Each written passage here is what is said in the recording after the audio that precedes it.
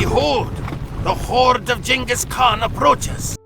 What's up, guys, and welcome to another episode of Zero Units Lost Challenge. This time we'll be taking on the Genghis Khan Campaign, which has 6 scenarios, but it's one of the first campaigns ever made for Age of Empires 2, that being it aged a bit and is much easier than it was at release now. So we'll see how we'll do in this campaign. Now, what's this challenge about? First, I can't lose any units. Second, I can lose buildings or have them be converted. And third, I can save regularly and use load games. Now, let's dive into the first scenario. But beware the Karakitai. They are without honor. Sure they are. Alright, so how I approached this one? Well, basically, I went from one camp to another. Now, I play this scenario more than once, and I like to go counterclockwise. I like to start with the Uyghurs because I want to visit Ornlu as fast as I can. Yeah, so as you see, I lured him out a bit, all the way into the camp, where they actually helped me defeat him. I would say that this whole scenario, during the run of it, I didn't really notice it being difficult, even though I'm playing on hard difficulty, as there aren't really many enemy units scattered around the map, and you mostly visit ally camps, so that sure helps. Now we're going to be attacking the Taichuits because I think Naimans have better units like cav archers or something like that. We already collected a lot of sheep across the level because I know what the villagers, the tribes will want from me, so I already had that prepared. And now only 2 last remain, that being these Taichuits. Now I think this was the biggest fight of the scenario, which is like 5 enemy units. And yeah, I think I wiped them out completely without any problems. The only thing is you have to pay attention to your cav archers, because the AI will prioritize the unit that fires first at them. In this case, those were the cav archers. See, now Naimans give us more cav archers. Now we're going for the last part of this scenario, that being a relic. We found this monastery in the west and brought it back to the last tribe. And with that, we successfully completed the first scenario with no units lost. Now, this one I got on the first try, as there weren't many units really to be killed. You see only 24 kills. And at that I wiped out almost every enemy unit in that scenario.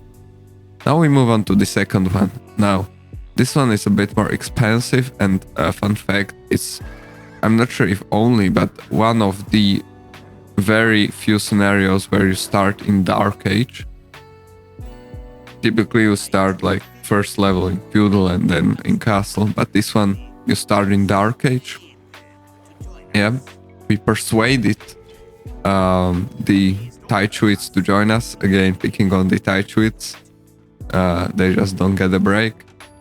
We boomed. Now the only thing we really need to pay attention to in this scenario is defending the tent. That's why I built the tower there, and as you saw, we are going to go for step lancers, as they're very good with Mongols.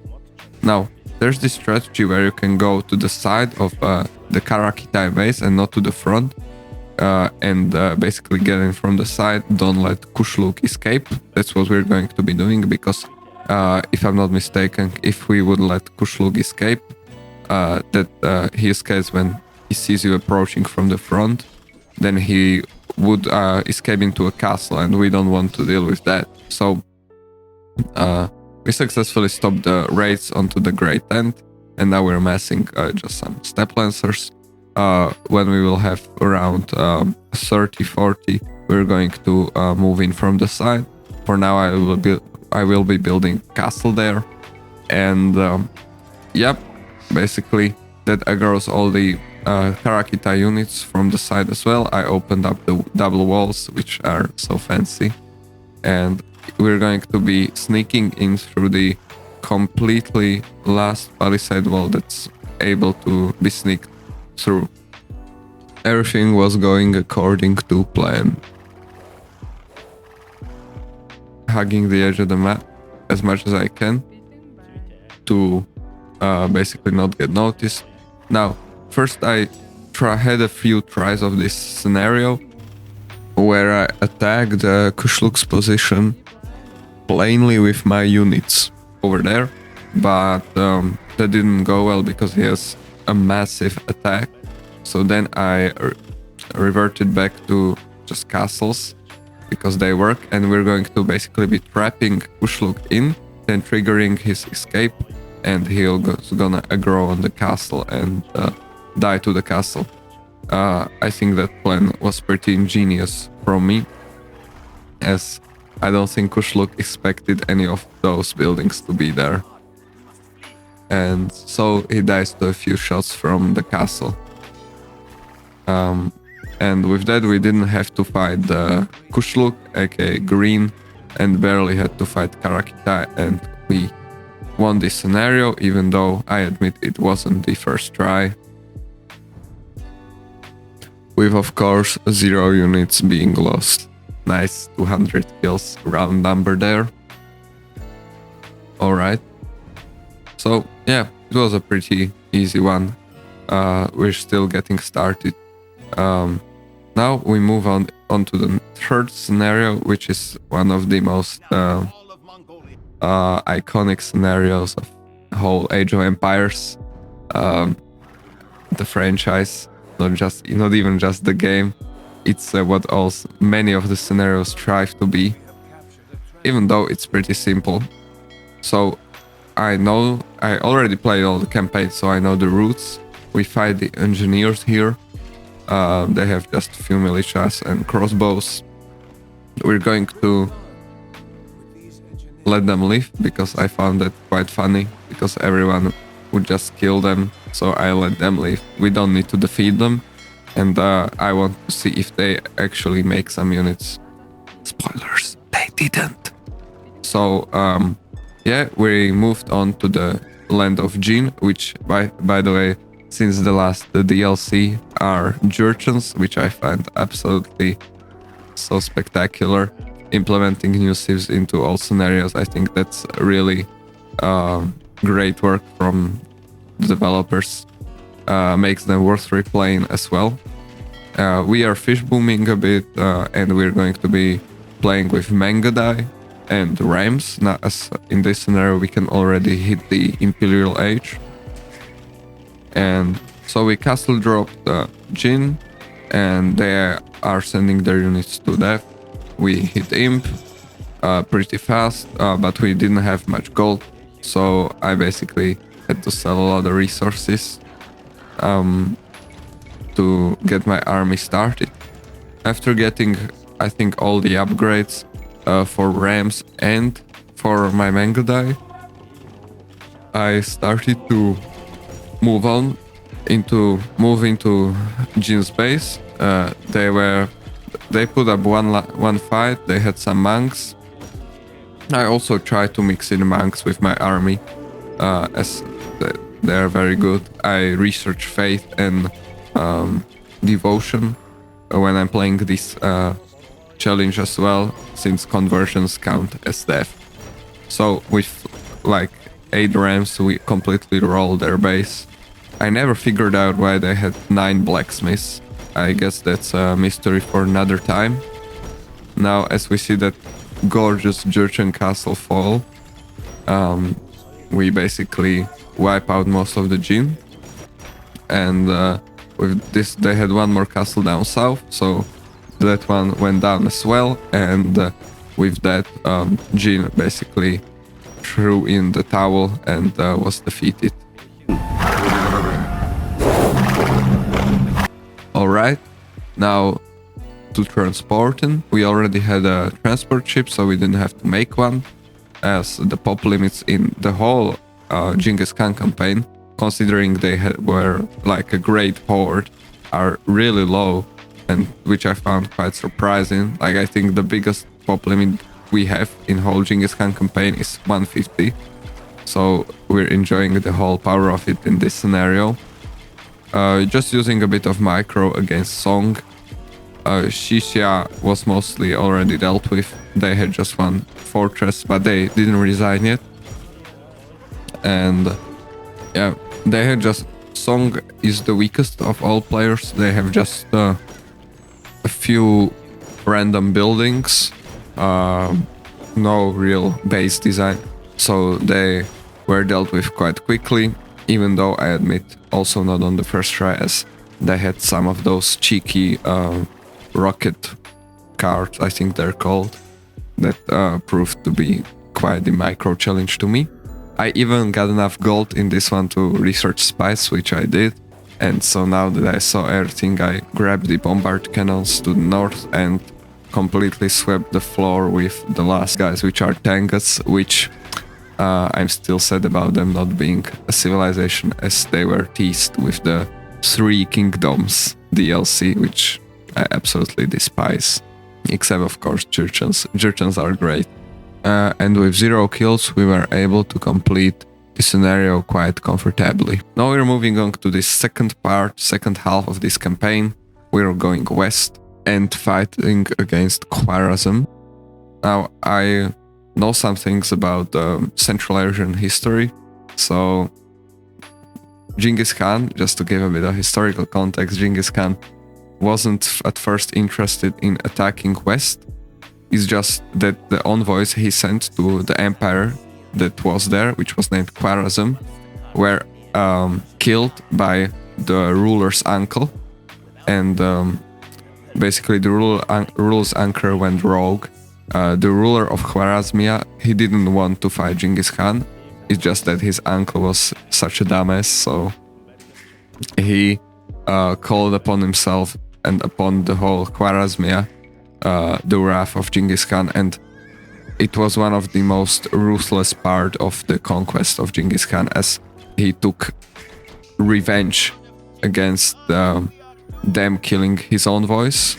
He completely destroyed many cities across his way, so that's what I'll be doing here. There will be not much left of Khwarezm, the city. I think it's Samarkand. It's supposed to represent Samarkand or something like that in the game, even though the center of Khwarezm was actually some other city near the Aral Sea. I think it was like Urgench or something like that. So yeah, we're basically just booming. Kipchak's resigned instantly, which no surprise at that. Russians are a pushover, but we are not going to fight them. I decided to just wall up the northern part of my 2 bases, and I have them farm and chop wood and defend with walls, as the pomp limit here is only 125, which is not enough to support 2 armies, one in the north and one in the south, especially if you have to fight the tankiest unit in the game with them, that being Elite War Elephant. And yeah, so we basically are massing up army. We're going to Imp as well. We'll be supporting the same composition, that being Mangadai and Rams, as that proved to be the best composition possible. Now, I thought about it when picking the campaign I'm gonna go for. Apart from me just wanting to play Genghis Khan, I also wanted a bit of a power trippive, so I can really utilize their units without the units dying, as that's the point of this whole challenge. So you see there we're picking up fortified walls, doing a few more layers. Russians are already moving our way, and I'm going to defend there with some mangonels later, as that will suffice because Russians don't produce any range units, so yeah, they have no chance against me. Now, finally we reach Imp. I almost died with Subotai, which I definitely did not die on another try of this scenario and had to repeat most of it again. That definitely did not happen. because we need to keep Subotai alive, which I found out sort of late for me keeping him alive once. And as we amass a sufficient army, we move on to the Khwarezm in the south.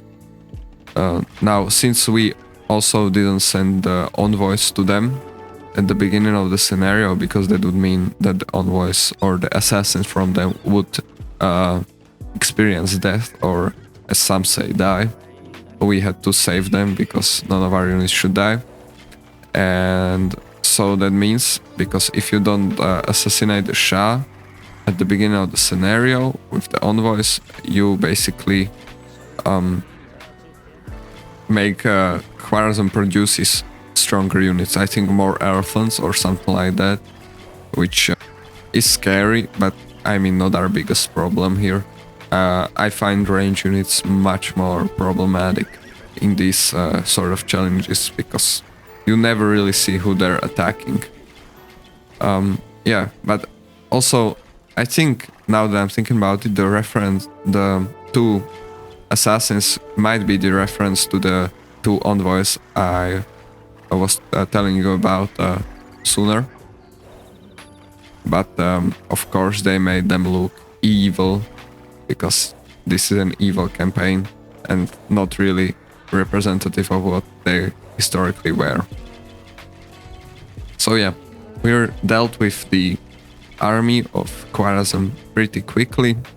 Now they will be sending more waves at us, I think, along with Hungarians in the last scenario.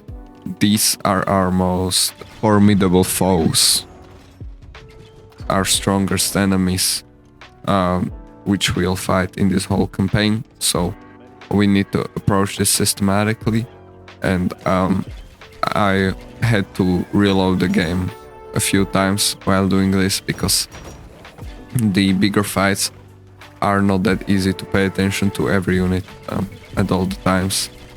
Yeah. And of course we have to support our advance with castles.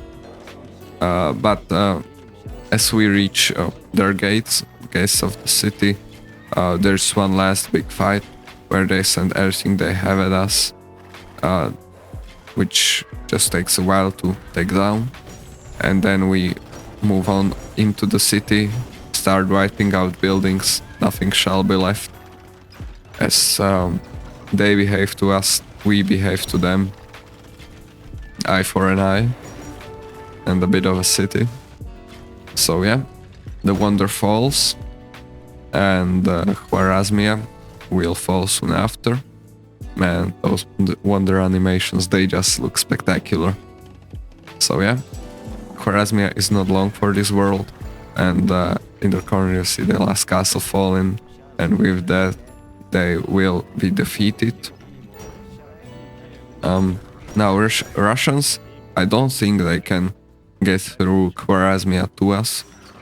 They would have done that probably already, but they were such pushovers. I just went north with my army, didn't even have to build support castles, as they stayed the whole game in Castle Age. They didn't even hit Imp.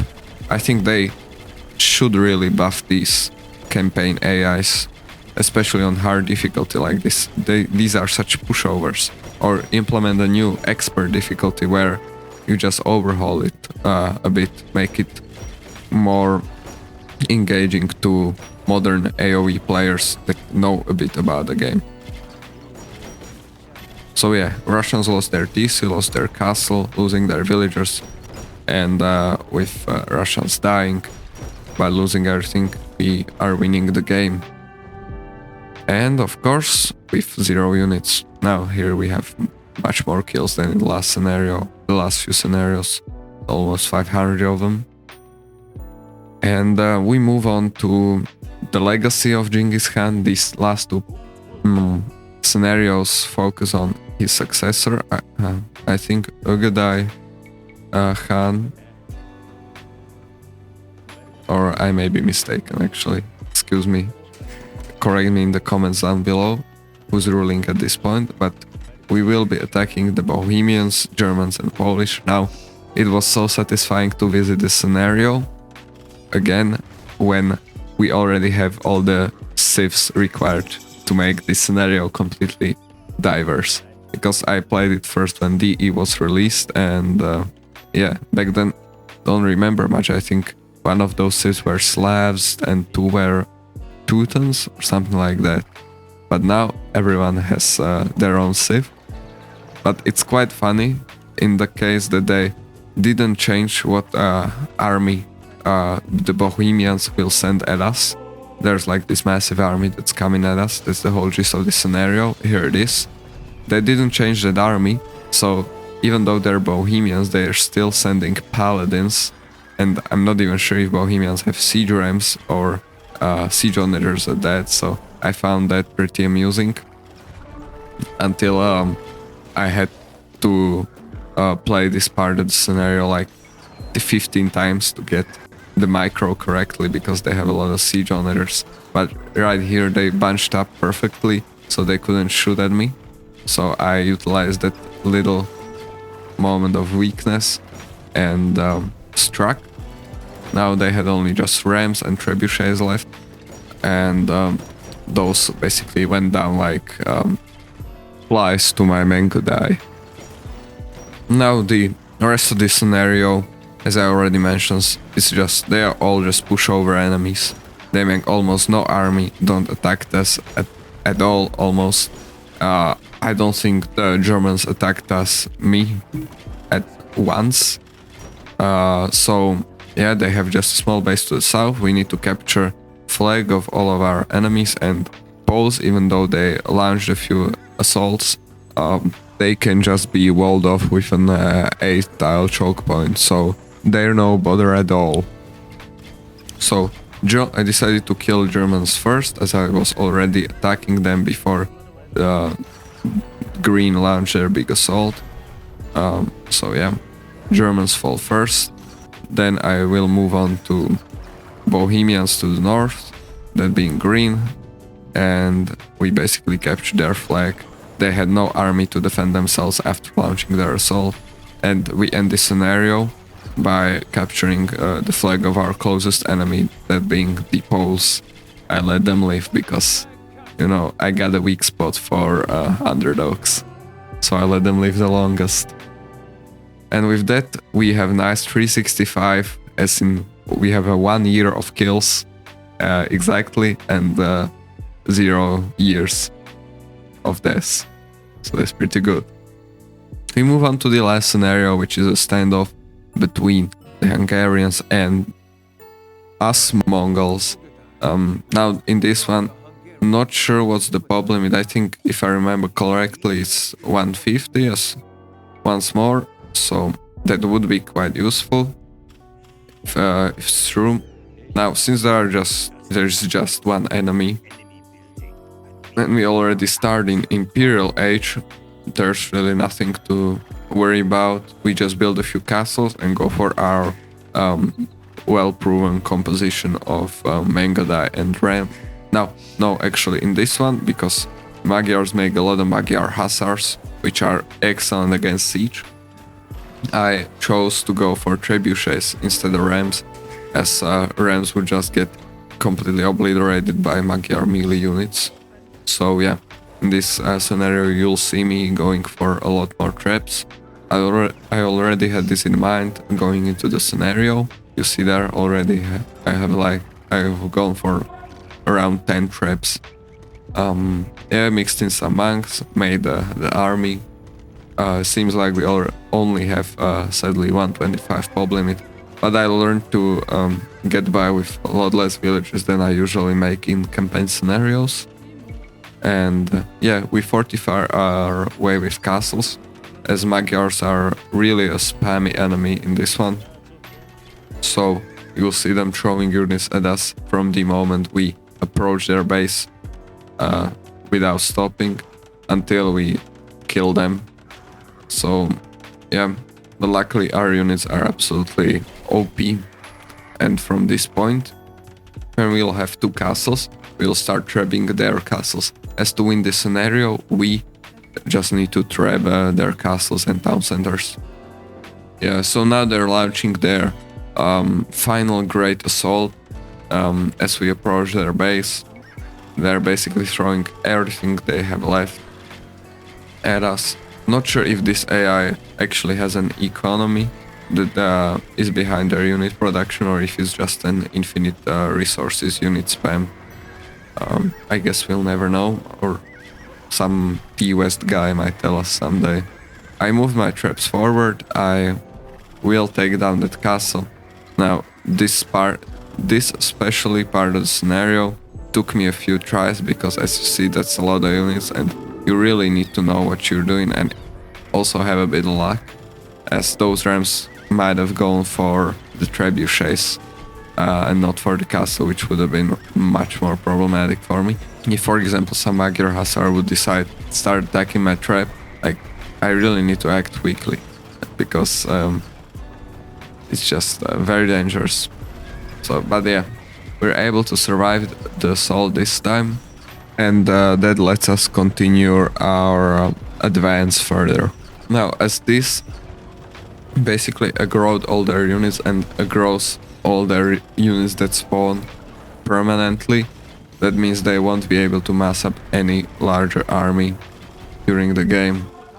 Now, even though Subotai arrived, so we won't get the achievement, we are closing upon finishing this scenario. We build a bit more castles, as we didn't do that much this campaign, now that I think about it, compared to the Surya Varman campaign, where it was the castle central.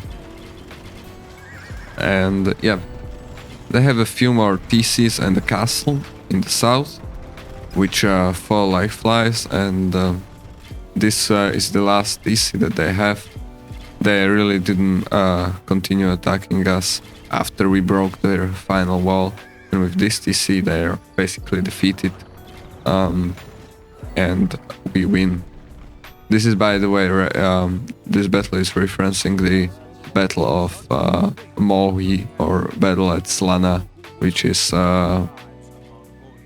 like the big battle in which the Hungarians were completely routed by a Mongol assault, and which had massive consequences for the whole empire of Kingdom of Hungary. And with that, we finished the last scenario, and we hit the campaign with 0 unit deaths. Thank you for watching this challenge. I think this was a challenging one, but not as much as Surya Varman. Leave in the comments which one should I play next, and like, subscribe, and see you next time. Thank you for watching. Have a nice one. Bye.